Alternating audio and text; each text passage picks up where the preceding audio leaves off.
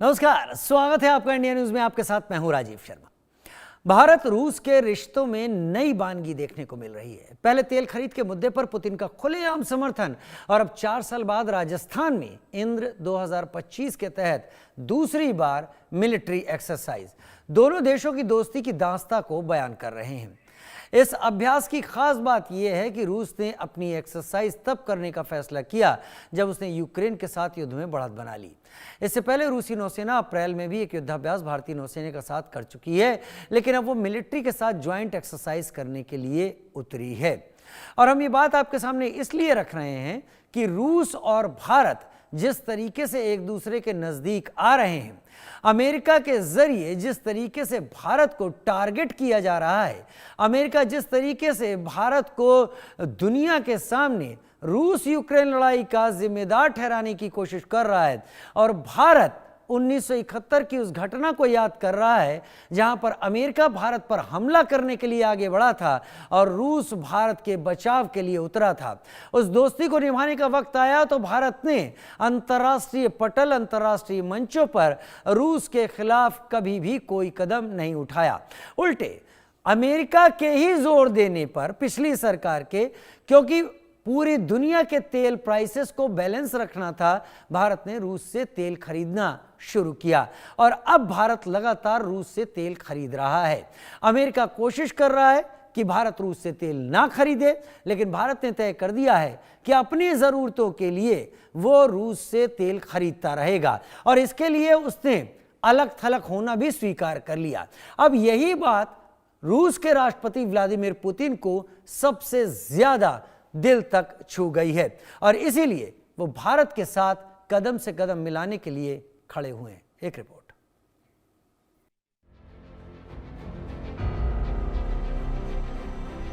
पहले अमेरिका के खिलाफ मिला रूस का साथ, फिर रूसी तेल पर बढ़ाया पुतिन ने दोस्ती का हाथ। अब राजस्थान में शुरू हुआ इंडो रशिया युद्धाभ्यास। राजस्थान की महाजन फील्ड फायरिंग रेंज में इन दिनों दुश्मनों के खिलाफ अपनी तैयारियों को आजमाने में रूस और भारतीय सेना साझा रूप से जुटी हुई है। दुश्मन की हटचाल का जवाब कैसे देना है, इसकी तकनीकी एक दूसरे को सिखा और समझा रही है। भारत रूस संयुक्त अभ्यास इंद्र 2025 का औपचारिक उद्घाटन समारोह भारतीय राज्य राजस्थान के महाजन प्रशिक्षण मैदान में आयोजित किया गया। इस कार्यक्रम में रूस की ओर से major general Andrei Kozlov, Gandiv division के commander major general Sanjay Chandra Kandpala के साथ साथ दोनों देशों की इकाइयों के सैनिक भी शामिल हुए। साल 2003 से भारत और रूस के बीच साझा मिलिट्री एक्सरसाइज इंद्र का आयोजन किया जा रहा है। ये एक्सरसाइज दोनों देशों की थल सेना, वायुसेना और नौसेना आयोजित करती है। यहाँ तक कि साल 2017 में दोनों देशों की सेनाओं ने ट्राई सर्विस इंदिरा एक्सरसाइज का आयोजन भी किया था। 4 साल बाद ये युद्धाभ्यास हो रहा है। 2021 में आखिरी बार ये युद्धाभ्यास किया गया था। साल 2022 में रूस यूक्रेन युद्ध शुरू होने के बाद से इंद्र एक्सरसाइज को रोक दिया गया था।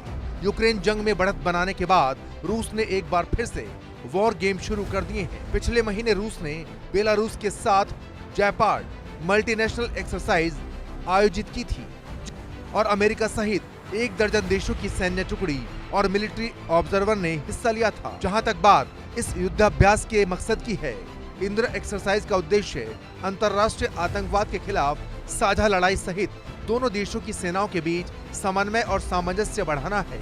एक्सरसाइज के जरिए दोनों देशों की सेनाएं आतंकवाद रोधी अभियानों की रणनीति में सुधार करना भी शामिल है।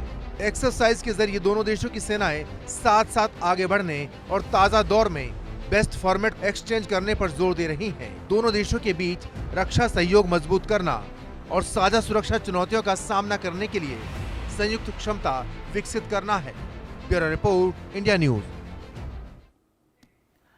इंद्र 2025 एक ऐसा अभ्यास जिसके जरिए कई संदेश देने की कोशिश की जा रही है। यह महज रणनीतिक अभ्यास नहीं है कि दोनों सेनाएं एक दूसरे के साथ इंटीग्रेट होकर ऐसे किसी हालात में कब कैसे किस तरीके से काम करें, उसकी प्रैक्टिस है। ये आज के बदलते रणनीतिक परिदृश्य में एक बड़े मैसेज की तरह है। Major general JK Bansal, senior defence expert, मेरे साथ इस वक्त जुड़ गए हैं और group captain retired Tapesh Chaudhary मेरे साथ सीनियर डिफेंस एक्सपर्ट के तौर पर पूर्व एयरफोर्स अधिकारी। बहुत स्वागत है सर आप दोनों का, और आप दोनों के साथ होते हम इन चीज़ों को समझ पाएंगे कि जो कुछ चल रहा है मायने उसके कितनी दूर तक जाते हैं और उसके मतलब क्या निकाले जा सकते हैं। Major general JK Bansal, Indra 2025 क्या है, क्यों है, क्या संदेश है? नमस्कार Rajiv ji, thank you very much for inviting मी।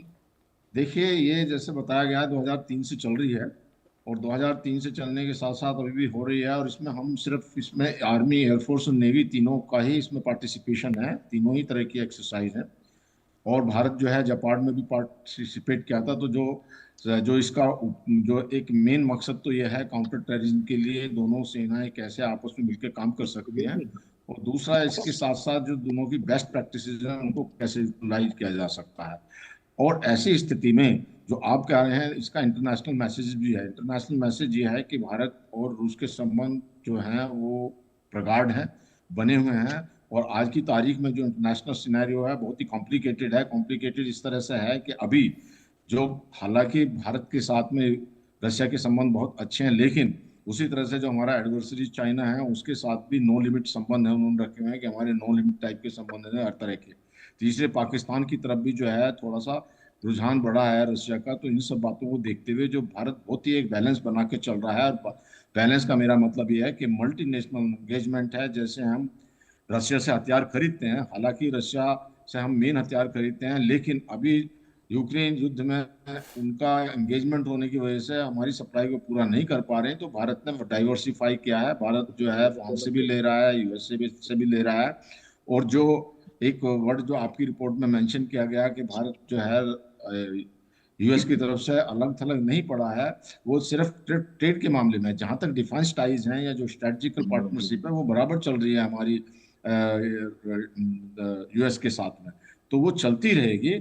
और एक बात और भी यहाँ पे ध्यान देने योग्य है कि जो भारत का इंटरेस्ट तो हिंद महासागर में है ही, लेकिन रशिया भी अपना इंटरेस्ट दिखाना चाहता है। हालांकि रशिया कहता है कि नो लिमिट पार्टनरशिप है चाइना के साथ, लेकिन रशिया जो भारत के ऊपर ज़्यादा विश्वास करता है, और किसी जगह में वो एक थोड़ा सा काउंटर करने के लिए जो है, जैसे अभी व्लादिवोस्टोक के अंदर में जो उनका एक पोर्ट है वहाँ पर, उस तरह से भारत को इन्वॉल्व करता रहता है, और आर्कटिक में भी भारत को आमंत्रित किया है। तो इन बातों को देखते हुए रशिया जानता है कि भारत एक ट्रस्टेड पार्टनर है और कोई किसी तरह की थ्रेट नहीं है, या जो ऑनेस्टी है। जबकि चाइना के साथ उनको थोड़ा सा विश्वास रहता है कि पता नहीं कब वो जो है उनको जूनियर पार्टनर बना के कोई अपना ऐसा ब्लैकमेलिंग शुरू कर दे। तो इन बातों को ध्यान में रखते हुए रशिया जो है हमारे साथ में लगा हुआ है, और भारत जो है एक बहुत ही बैलेंस बना के चल रहा है। हालांकि ये डिफिकल्ट है, लेकिन अब मैं एक बात और भी बताना यहाँ पे चाहूंगा कि हमारा काफी सारा ट्रेड डेफिसिट भी है रशिया के साथ में। जैसे कि हमारा करीब इंपोर्ट हो जाता है मोर देन 6 बिलियन, और 2.4 बिलियन का एक्सपोर्ट होता रहता है उनका काफी। और व्यापार भी जो रूबल और रुपीज में हो रहा है, तो किलो रुपीज उनका थोड़ा सरप्लस भी है। तो इन बातों को देखते हुए जो है अभी एक जिस तरह के सैंक्शन रशिया के ऊपर लगे हुए हैं, तो अभी आपके चैनल पे बहुत बड़ा अच्छा एक प्रोग्राम किया गया था कि S-500 की भी जो भारत में बनने का एक प्रोग्राम चल रहा है, जिसके में रशिया यही चाहता है कि यहाँ भारत में बना करके उसको एक्सपोर्ट किया जाए, क्योंकि रशिया डायरेक्ट एक्सपोर्ट नहीं कर सकता। तो ये दोनों के लिए ही अच्छा है, दोनों के लिए विन विन सिचुएशन। तो ऐसी स्थिति में ये जो एक बहुत महत्वपूर्ण एक्सरसाइज है जो अभी हो रही है, और जो करीब 15 अक्टूबर तक चलेगी। जी राजीव जी। ठीक है, ये एक्सरसाइज है जो कि 15 अक्टूबर तक चलेगी। महाजन फील्ड फायरिंग रेंज की हम बात कर रहे हैं दर्शकों। महाजन फील्ड फायरिंग रेंज राजस्थान में है, बीकानेर डिस्ट्रिक्ट में आती है, और मोटा मोटा अंदाजा हम आपको दे सकते हैं कि भारतीय, हम तो बियॉन्ड विजुअल रेंज में आएंगे पाकिस्तान को देखने के लिए, लेकिन भारतीय सेना यहाँ से पाकिस्तान को बहुत अच्छी तरीके से देखती है। और यहाँ पर अगर भारत रूस के साथ इंद्र 2025 को कर रहा है महाजन फील्ड फायरिंग रेंज में, तो ग्रुप कैप्टन तपेश चौधरी वो कौन से मैसेज हैं जो जा रहे हैं, ट्रांसमिट हो रहे हैं?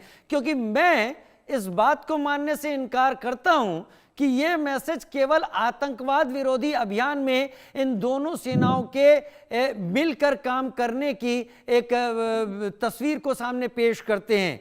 दिसंबर में व्लादिमीर पुतिन भारत में होंगे, और इससे पहले व्लादिमीर पुतिन भारत के पक्ष में बहुत कुछ कह चुके हैं और उससे पहले भारत रूस के नजदीक जाने को लेकर अमेरिका की आंखों की किरकिरी भी बना हुआ था। ये तस्वीर कितनी बड़ी है, क्या छुप रहा है, क्या दिख रहा है? Group captain Tapesh Chaudhary. Good evening Rajiv ji, Good evening, sir. Good evening general Bansal and all viewers. Actually Rajiv ji, आप सारी जो अंदर की बात तो आप ही बोल देते हो, तो बच्चे बोलने के लिए कुछ बचता नहीं मैं है। क्षमा चाहता हूँ, मैं क्षमा चाहता हूँ आपसे। लेकिन अच्छी बात यह है कि आप डिफेंस एक्सपर्ट की तरह वो देख लेते हो जो दुनिया नहीं देख पाती है। एक्चुअली हर चीज के पीछे एक हिडन एजेंडा होता है। इस पॉलिटिक्स और डिप्लोमेसी में सब कुछ स्ट्रेट नहीं होता। देखिए, ये एक्सरसाइज जो है इंद्र 2003 में एक नॉर्मल नेवल एक्सरसाइज शुरू हुई थी, जिसमें मैरीटाइम सिक्योरिटी को इंश्योर करना था by Russia and India, mainly Indo Pacific region, जब यूएस अपना यहाँ पे वर्चस्व साबित करने की कोशिश कर रहा था और चाइना ने थोड़े थोड़े पैर पसारने शुरू किए थे। तो उस समय ये एक्सरसाइज अपने आप में एक मुझे लगेगा कि एक डायरेक्शन थी, एक सिग्नल था कि नहीं, रसिया और इंडिया की जो पार्टनरशिप है वो आगे बढ़ सकती है। इस एक्सरसाइज से 2003 से 2025 तक, एक्चुअली नेवल एक्सरसाइज से 2017 में फर्स्ट टाइम कन्वर्ट हुई ऑल थ्री फोर्सेस एक्सरसाइज, सबके अलग अलग एम थे, और फिर वो कंटिन्यू रही उसी तरह से, क्योंकि जैसे नेवल एक्सरसाइज इसी के अंदर में मार्च अप्रैल 2025 में चेन्नई के कोस्ट पे हुई थी, अब ये आर्मी रिलेटेड एक्सरसाइज महाजन रेंज में हो रही है। इस एक्सरसाइज का अब होना, जब रशिया यूक्रेन से लड़ रहा है और वेस्टर्न प्रेशर बहुत ज्यादा है इंडिया के ऊपर भी और रशिया के ऊपर भी, तो इससे तीन बातें सामने आती है। पहली चीज, इंडिया की जो पॉलिसी है स्ट्रेटेजिक ऑटोनॉमी की, यानी कि मैं इंडिपेंडेंट कंट्री हूं, मैं अपनी शर्तों पे चलूंगा, और क्योंकि डिफेंस डिप्लोमेसी से बेटर कोई डिप्लोमेसी नहीं होती। वैसे तो ये कहा जाता है कि पॉलिटिक्स में और डिप्लोमेसी में कोई परमानेंट फ्रेंड नहीं होता, लेकिन पार्टनर्स जरूर होते हैं। और आज की डेट में अगर हम किसी को अच्छा पार्टनर बना लें, ये बड़ी बात है, और उसको लॉन्ग स्टैंडिंग पार्टनर की वो उपाधि दे दें और उसके साथ हम खड़े रहें, तो ये इंडिया का एक सबसे बड़ा सिग्नल है इस समय पे। दूसरा, इससे जो चीज निकल के आती है वो ये है कि इंडिया जो है अपने पार्टनर्स को छोड़ता नहीं है इन टाइम्स ऑफ क्राइसिस, है ना। आज की डेट में तो भाई बहन सब छोड़ के भाग जाते हैं अगर आपका टाइम अच्छा नहीं चल रहा तो ये तो देशों की बात है। तो इंडिया खड़ा है रसिया के साथ क्राइसिस में, ये सबको पता है, पूरे वर्ल्ड को पता है, और वर्ल्ड प्रेशर में है, क्योंकि इंडिया को इग्नोर नहीं किया सकता, और इंडिया एक अकेला पार्टनर है जो मजबूती से खड़ा है। और रसिया, अगर ट्रंप साहब ये बोल रहे हैं कि India is funding the Russia war, so what, अरे अपने इंटरेस्ट सबको समझ में आते हैं। पार्टनर्स इसी को तो कहते हैं कि मेरा अपना इंटरेस्ट है, आपका अपना इंटरेस्ट है, अगर हम दोनों के म्यूचुअली इंटरेस्ट मिलते हैं तो हम एक दूसरे के साथ खड़े रहेंगे।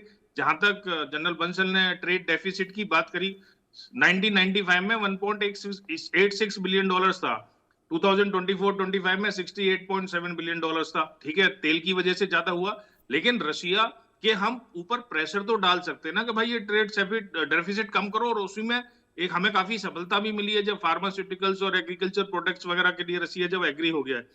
तीसरा जो सबसे बड़ा चीज उभर के आती है, dynamics of shifting multipolar world, कि नाउ ये सबको समझ में आता है कि ये यूनिपोलर वर्ल्ड नहीं है। जब इंडिया और रसिया जैसे देश एक साथ स्ट्रेटेजिक पार्टनरशिप में रहेंगे, तभी तो ये देश बनता है, तभी तो ये वर्ल्ड बनता है, वर्ल्ड ऑर्डर की ये यूनिपोलर वर्ल्ड नहीं मल्टीपोलर वर्ल्ड है। एक इशू है कि जो जनरल बंसल ने भी उठाया कि चाइना के साथ भी रशिया की दोस्ती है, इंडिया के साथ दोस्ती है, तो हमने तो नॉन अलाइनमेंट का कब से छोड़ दिया था, तो हमारी सबसे दोस्ती है। आज की डेट में इंडिया हिंदुस्तान वर्ल्ड में एक अकेला कंट्री है जो सब कंट्रीज से बात कर सकता है, चाहे वो यूएस हो, चाहे कनाडा हो, चाहे कन्फ्लिक्ट ऑफ इंटरेस्ट वाले हो, चाहे यूक्रेन हो, चाहे ईरान हो और इजराइल हो। तो ये चीजें भी अपने आप में इंपॉर्टेंट है, और ये एक्सरसाइज जो है वो अपने आप में इस बात का सिंबल है कि हम अपनी स्ट्रेटेजिक पार्टनरशिप को स्ट्रांग रखेंगे, कंटिन्यू रखेंगे। इससे इंटर ऑपरेबिलिटी साबित होती है, और दूसरी सबसे बड़ी इंपॉर्टेंट, ये जो डिफेंस एक्सरसाइजेज होती है ना, इसके पीछे जो छुपी डिप्लोमेसी होती है, क्योंकि हम बहुत सारे सिक्योरिटी इश्यूज को डिस्कस करते हैं, वो बहुत इंपॉर्टेंट होती है। डिफेंस टाइज इंपॉर्टेंट होती है। हम S-500 जनरल बंसल ने भी पॉइंट उठाया, और हम AK-203 और ब्रह्मोस का एडवांस वर्जन, ये सब अपने आप अपने यहाँ बनाने की कोशिश कर रहे हैं। I have been part of many international exercise, air force exercises. ये बहुत सारी चीजें शेयर होती हैं और ये इश्यूज डिस्कस होते हैं, और इसीलिए ये एक बड़ा अच्छा मैसेज है और वर्ल्ड को भी देखना चाहिए। इसमें थोड़े लोग जेलस भी हो रहे होंगे, लेकिन no problem, India is standing on the right path and we will continue to do so. Major general JK Bansal, अभी कुछ दिन पहले जापा 2025 रूस ने भी एक एक्सरसाइज की थी जिसमें भारत भी गया था। वहां पाकिस्तान केवल एक स्पेक्टेटर की तरह वहां पर था, और इस एक्सरसाइज के बाद अगर भारत पाकिस्तान के बॉर्डर पर रूस के साथ ये एक्सरसाइज कर रहा है, करने को तो भारत के पास बहुत बड़ा क्षेत्र है जहां वो कर सकता है, मैसेजेस क्या हो सकते हैं इस एक्सरसाइज के? क्योंकि पता नहीं क्यों मुझे ऐसा लग रहा है ये एक्सरसाइज नॉर्मल एक्सरसाइज के दायरे में तो नहीं है।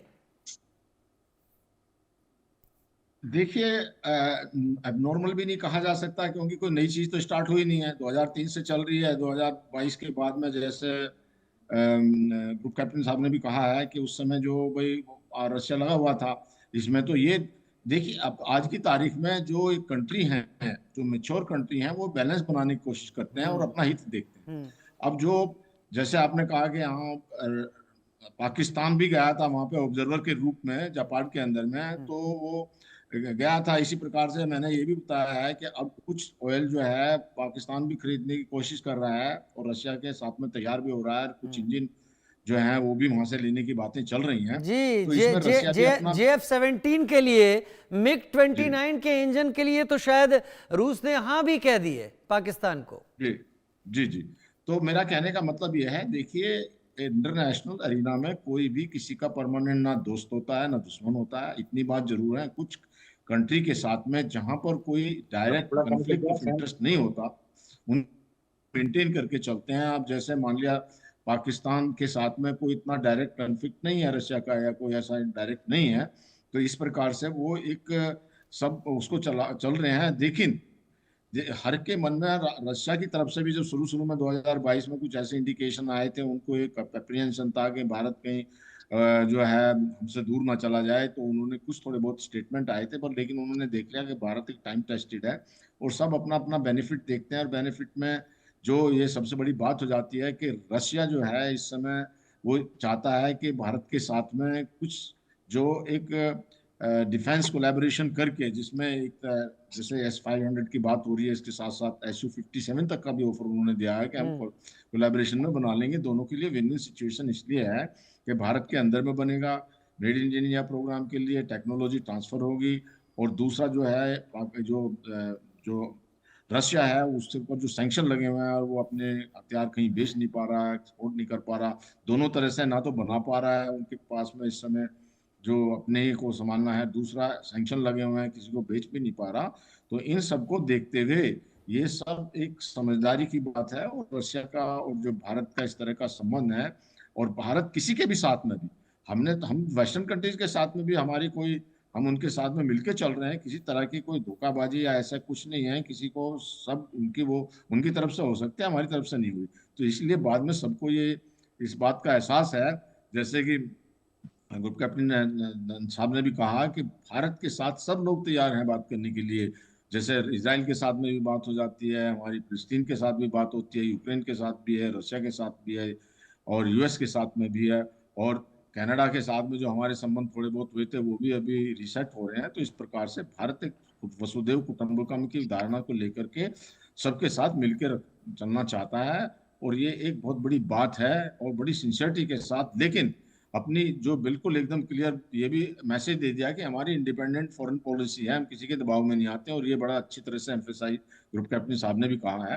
तो ये सब भारत की एक इस समय हमारी लीडरशिप, डिप्लोमेसी और हमारी फॉरेन पॉलिसी बहुत ही स्ट्रांग है, जिसके जो है भारत एक बहुत ही अच्छे प्लेटफॉर्म पे है। ग्रुप कैप्टन तपेश चौधरी, ये एक्सरसाइज और इसकी आज आई हुई जो तस्वीरें हैं जो हमने अपने दर्शकों के सामने भी रखी, ग्रुप कैप्टन तपेश चौधरी, ये तस्वीरें दिखा रही हैं कि जो कुछ भी आर्मी इस तरीके एक्सरसाइज में करती है वैसी तस्वीरें ज़रूर आ रही हैं। मैं सुन रहा था कि भारत, जैसा भी जेके बंसल साहब ने कहा कि हम S-500 की भी बात कर सकते हैं, हालांकि S-400 की 2 बैटरीज अभी आना बाकी हैं, 3 ही बैटरीज अगर मैं गलत नहीं हूं तो भारत पहुंची हैं। इसके साथ R-37M beyond visual range missile जो भारत के पास अभी हैं वो 80 किलोमीटर के करीब की सरफेस टू नहीं air to air missiles Bharat के पास है जिनका वो इस्तेमाल करता है। R-37M अगर भारत को मिलती है जो करीब 6 मैक पर अटैक करती है, और PL-15 के मुकाबले शायद PL-15 200 किलोमीटर है तो वो 400 किलोमीटर। ये स्ट्रेटेजिक डेप्थ अगर भारत को एयर टू एयर फाइट पे मिलती है रूस की तरफ से, क्या अंदर खाने आप इसकी उम्मीद देखते हैं? क्योंकि इसके आने के बाद सिनेरियो बहुत बदलेगा। बिल्कुल राजीव जी, यू हिट द नेल। अगर मैं आज की डेट में बात करूं तो मैंने ये पहले भी आपके प्रोग्राम पे बोला है कि quantity matters but not more than the quality. और जब आप नंबर्स में सफर कर रहे हो, जो हमारी स्क्वाड्रन स्ट्रेंथ है जिस भी वजह से है, मैं उसमें नहीं जाना चाहूंगा क्योंकि हमारा आज का टॉपिक वो नहीं है, तो उस समय हमें बहुत अच्छी क्वालिटी रखने की जरूरत है। दो तरीके हैं उसके, एक तो क्वालिटी आप प्रोड्यूस कर लें, अगर आपको टाइम लग रहा है तो उस गैप को फिल कर लें। तो जो आपने बात कही वो बहुत इंपॉर्टेंट और बहुत जरूरी है। देखिए, एयरफोर्स जो है आज की डेट में मेन फोर्स है, nothing against army, navy, CRPF और एनी अदर फोर्स, क्योंकि फर्स्ट रेस्पॉन्डर एयरफोर्स ही होगी मेजोरिटी ऑफ द वॉर्स में या लिमिटेड इंटेंसिटी कॉन्फ्लिक्ट्स में, और एयरफोर्स ही है जो आपको वॉर हराएगी या जिताएगी। तो इसलिए एयरफोर्स का स्ट्रांग होना बहुत ज्यादा जरूरी है। तो और एयरफोर्स ज्यादा टेक्नोलॉजिकल फौज है, इसलिए ये टेक्नोलॉजी बहुत इंपॉर्टेंट है। देखिए, फाइटर एयरक्राफ्ट, हम तेजस की बात करें या Su-30 की बात करें या हम मिराज की बात करें, राफेल की बात करें, ये कोई अमर एयरक्राफ्ट नहीं है कि साहब F-35 आ गया तो अमर है, उसका कुछ नहीं हो सकता। एयरक्राफ्ट के जो एवियोनिक्स होते हैं और जो उनकी वेपन कैपेसिटी होती है, ये सबसे ज्यादा इंपॉर्टेंट होती है। Air to air refilling and standing in the air, all those थोक मैन्युवरबिलिटी, ये सब में होता है।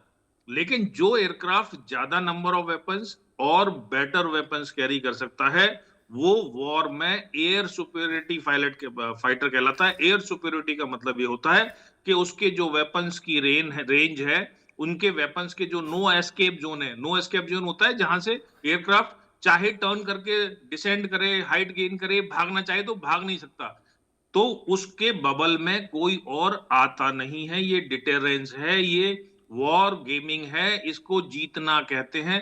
तो इस तरह की मिसाइल्स जो हैं वो बहुत इंपॉर्टेंट है अगर वो आएंगी। और इस तरह से, और देखिए रसिया के पास भी कोई चॉइस नहीं है, रसिया के पास चॉइसेस नहीं है। तो अब हम ये बोले कि हिंदुस्तान ऐसा नहीं है जो उसका एडवांटेज नहीं उठाना चाहता, अरे हम किसी का एडवांटेज नहीं उठाते यार, हम तो बहुत शरीफ देश हैं।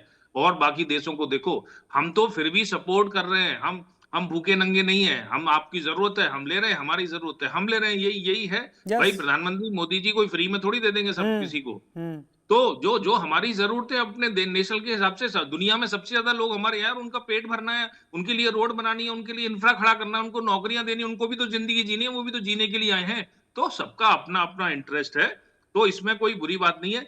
दूसरी बात, ये थोड़े दिन की बात है, जिस तरह से पाथ पे हम चल रहे हैं राजीव जी, और व्यूअर्स को मैं बताना चाहता हूं कि एक बार हमारी अस्त्रा 3 मार्क 3 मार्क 2 ये सब मार्केट में आ जाएंगी तो इन सब की हमें जरूरत नहीं पड़ेगी, वर्ल्ड बेस्ट वेपन होंगे। तेजस को भी आप देखिएगा, जब उस पे अस्त्रा मार्क 3 मार्क 2 लग जाएंगी तो फिर क्या हाल होगा। लोग दुनिया में जैसे ब्रह्मोस की बात कर रहे हैं ना, ऐसे अस्त्रा और तेजस की बातें होंगी। तो ये इंपॉर्टेंट कदम है, हमें अपने हिसाब से करते रहना चाहिए। और डिफेंस, बट ये अच्छी बात है कि इंडिया अब किसी के दबाव, मैं नहीं कह रहा कि अमेरिका कह रहा है कि हमसे खरीदो या रसिया कह रहा है हमसे खरीदो, हम अपनी शर्तों पे खरीद रहे हैं क्योंकि हमें पता है कि हमें क्या करना है। वाकई हम अपनी शर्तों पे खरीद रहे हैं, हमें पता है हमें क्या करना है। अच्छा, एक छोटा सवाल, आप ग्रुप कैप्टन आपसे ही शुरू करता हूं।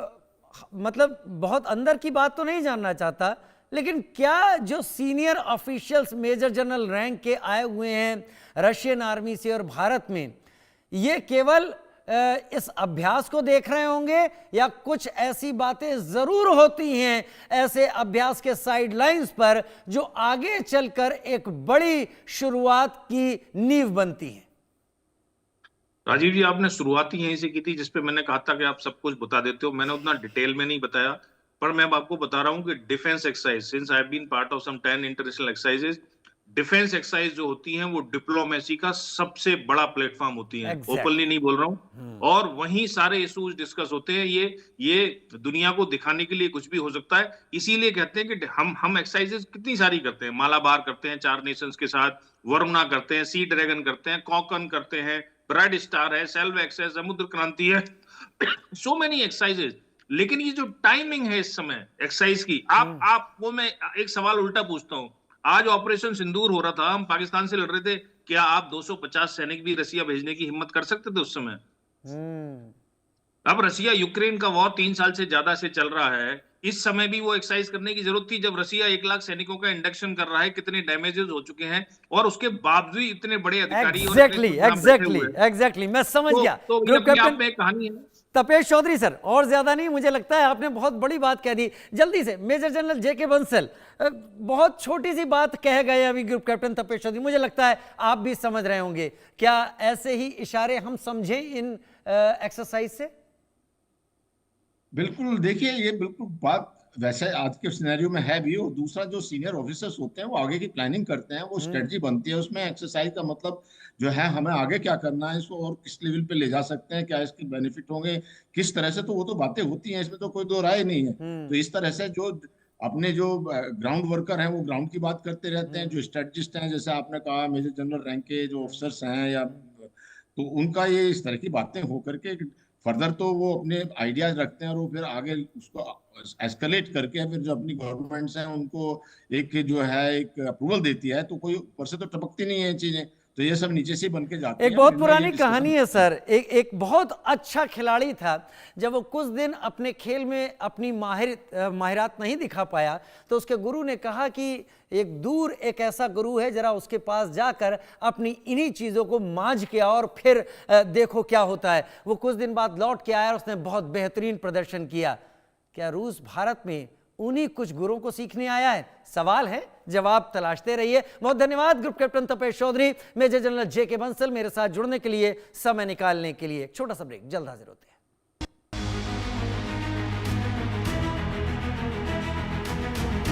एसोसिएट स्पॉन्सर, लाल रंग इसका अपार, बेमिसाल बेमिसाल, MDH कश्मीरी मिर्च पाउडर। MDH की